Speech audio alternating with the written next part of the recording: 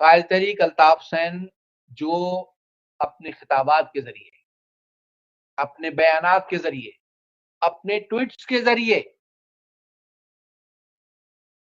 और अपने टिकटॉक पर जो लाइव ब्रॉड कर रहे हैं,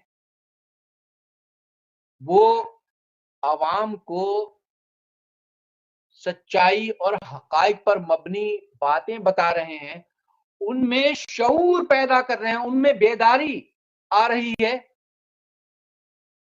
तो वो कुव्वतें, जैसे मैंने इब्तिदा में कहा कि हर ज्योग्राफी में, हर मुल्क में वहाँ की एस्टेब्लिशमेंट यही करती है। लिहाज़ा पाकिस्तान के अवाम में और ख़ास तौर पर अहले पंजाब में, जिन्होंने हमेशा बलोचों के खिलाफ फौज कशी हो, उन्होंने सपोर्ट किया। पश्तूनों के खिलाफ बमबारी हो, ऑपरेशन हो, पंजाब के अवाम ने सपोर्ट किया। गिलगित बल्तिस्तान, कश्मीर, अंदरूनी सिंध ऑपरेशन हो, उन्होंने सपोर्ट किया। महाजनों के खिलाफ फौज कशी हो, उन्होंने सपोर्ट किया। उन अहले पंजाब की सोच अब बदल रही है, क्योंकि अब उन्होंने समझ लिया कि मुल्क का, मुल्क के अवाम का दुश्मन है कौन? ये कौन है जो लड़ाता रहा है?